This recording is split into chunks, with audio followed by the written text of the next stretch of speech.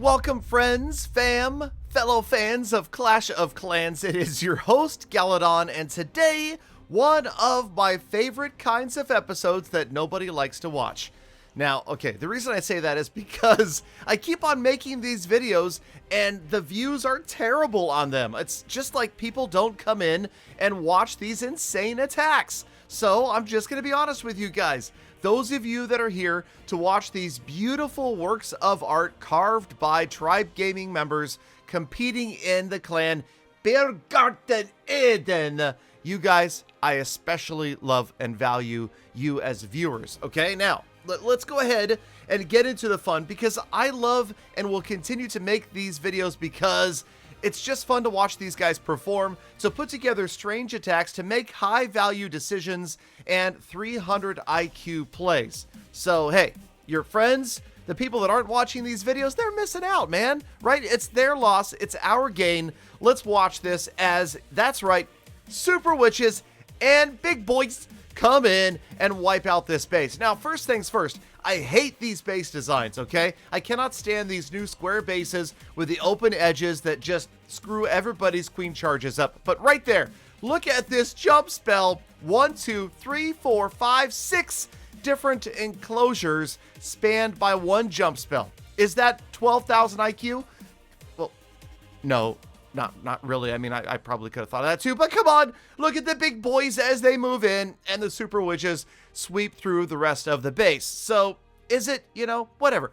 I love these attacks. That's all there is to it, okay? And the beauty of where I am in my YouTube career of content creation and live streaming is that I care more about making stuff that I enjoy than necessarily things that everybody's going to have to watch, okay? Now, that doesn't mean that I'm not going to cover the updates and show you guys some cool stuff as soon as it is out. Of course, you can always count on that from this channel, but it just means that I really want to make videos that I enjoy. When I like to watch content, when I see attacks that I just am slack-jawed at, then I'm like, I want to share this with you guys, okay? And I appreciate that, and I really feel like those of you that are here for a video like this are also the same types of viewers that will not dislike the fact that I mentioned, hey, using code Galadon supports the channel. And, even if only a few people watch this video, if those same people use code Galadon by going to settings, more settings, scrolling all the way to the bottom and typing in Galadon before they make a purchase every 7 days, then hey, guess what?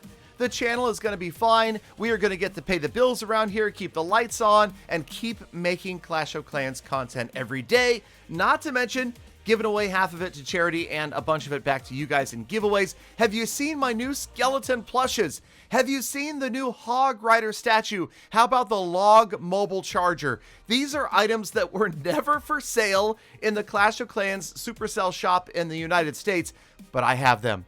They're authentic Supercell merchandise, and you have to come by a live stream at fb.gg/realgaladongaming in order to see them in person and get your chance at winning them along with gold passes. Lots of gift cards for gold passes going out every single month. Okay, let's move on and check out Nightmare from the same clan. I won't say the name Birgarten Eden again, but I can't resist saying that. I don't know why. So what is so 300 IQ about this attack? Just watch the unusual armies, okay? Think about that. Think about the fact that many of us thought that, hey, witches, mass witches, is that still a thing? Skeleton spells on single target infernos?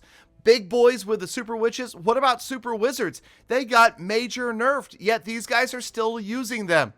Odd ways to use invisibility spells, awesome placed jump spells. It all comes down to spell timing and placement and the surgical dissection of bases, knowing exactly which attack is going to work against what base. I'm telling you, I love watching this stuff, and every season we have so much fun watching all of these attacks. In fact, if you guys missed it, this season I did a complete review of all of their attacks on a live stream. It took us about 3.5 hours. We went through every single attack and, of course, also measured the meta. We wanted to see exactly which attacks are the most dominant. Is there a strategy that is broken right now? And based upon everything we saw in CWL this past week, the answer to that question is no. There is not a single strategy that is dominating the meta. You're seeing a lot of hybrid, you're seeing a lot of Lalo, different variations of it, you're seeing a lot of use still of lightning, earthquake, invisibility spells, but there is a balance, there is a diversity to these attacks. You are seeing so many different attacking styles being used, and I love this, okay? This is what I'm a fan of. This is the ideal moment in Clash of Clans. Whether or not you think, offense is too strong or whatever the case may be, right now we are seeing so many different attacking styles and armies that it makes it fun to be a fan, just to watch these attacks get executed. And here we go with another one. Lalo, not that strange, but look at the invisibility spell. What the heck is he doing? He accidentally dropped an invisibility spell Okay, that's not an accident. That is not an accident. Notice it is over an air defense. What it is doing is redirecting this Lava Hound to the other air defense in the middle of the base, and the Lava Hound will now tank for the blimp as the blimp moves in after the Town Hall. If that's not a 12 zillion IQ move, I don't even know what is. Now, of course, things get screwed up because of the tornado trap here and a couple of scatter shots, but come on. Still, awesome stuff to watch. And then the invisibility spells in the middle. That's right, Super Wizards and Invis are still a thing. Down goes a scatter shot, down goes the Eagle Artillery. And whether or not Knowledge's plan was to get all the way to the Town Hall or to take out all of those defenses right in the middle, this worked out brilliantly, and that was a ton of invisibility spells, including the one on the air defense that made this all possible. Got to love this kind of stuff. Am I a little bit too excited about attacks like this? Maybe, but I don't care. I'm still enjoying it. What the heck was that invisibility spell? Who thinks of these things? The average player most certainly does not. In-roll the Ice Golems. You got a Yeti that's going to help make the Archer Queen go in here. Super Wall Breaker. The Ice Golems preventing the single target Inferno from taking out the Archer Queen and the other heroes as they move in and take out the other scatter shot. So just think about the value here. No, half the base isn't destroyed before the Lavaloon portion begins, but both scatter shots, the Eagle, and I can't even count the number of other major defensive buildings are out of here, and he didn't have to use a Queen Charge. He's got the Lava Hounds. He used one already to get that blimp in there to the core. Now, here you go. There they go. And okay, fine. So it's just about half the base left.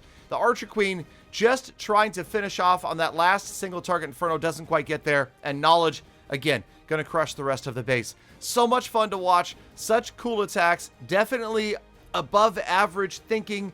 These are players that have had a lot of time to really examine these bases, to pick them apart. And honestly, sometimes I think that they just come up with this stuff just to be different, just to do something unusual that hasn't been done before. And also, of course, it keeps those defenders on their toes when it comes to base design, especially when you think about the World Championships and the World Championship qualifiers. How do you design a base that is going to prevent a 3-star from any attack?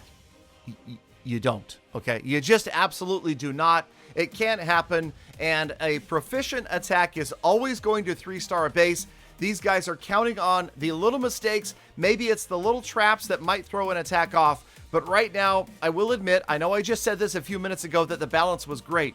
The balance is set up so that if you pull off a flawless attack, you're going to get a 3-star every single time.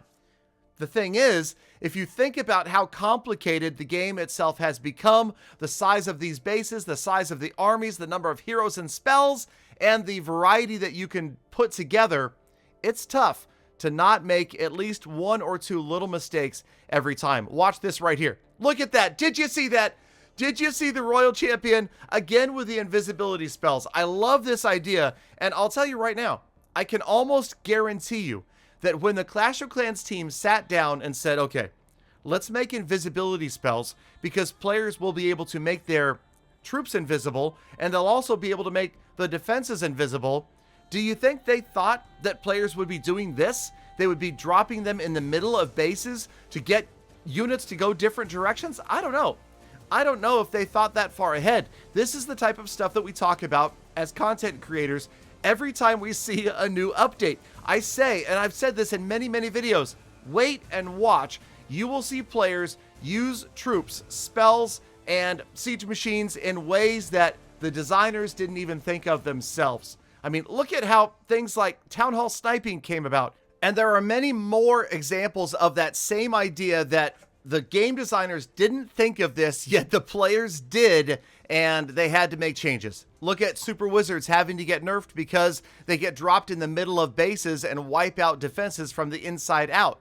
I mean, this is continuing to be new and cool innovation. I love to watch it, and in fact, it's probably about time to make that video again that talks about the many different ways that players have broken the game that the Clash of Clans team never expected. Now, if that's a type of video you guys would like to see, please let me know down in the comments. Leave a like on this video. You know what I always say, right? Gently depress the like button and make it happy. In the meantime, Exorcist making the opposing team not very happy with another beautiful 3-star in CWL. And again, just so much fun to watch these guys at work. I cannot wait for the World Championships again in 2021. Who knows what we are going to see? And here's another question. Might as well throw this into the mix. Will we see a Town Hall 14 right in the middle of the 2021 World Championship qualifiers? I suspect it's highly likely that we do, because remember, as important as the championships are, what's more important is game progression that keeps everybody playing.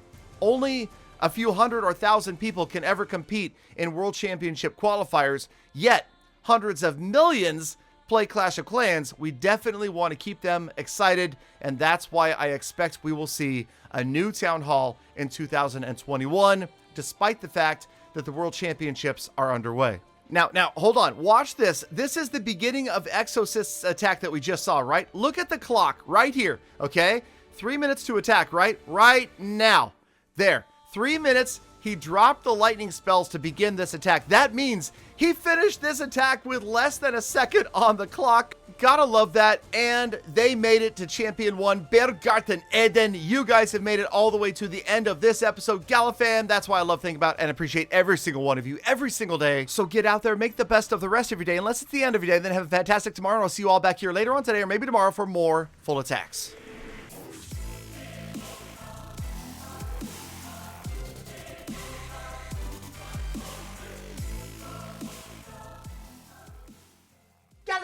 Galadon, not bad. I could do that too, but it's not bad. I'll give them an A-.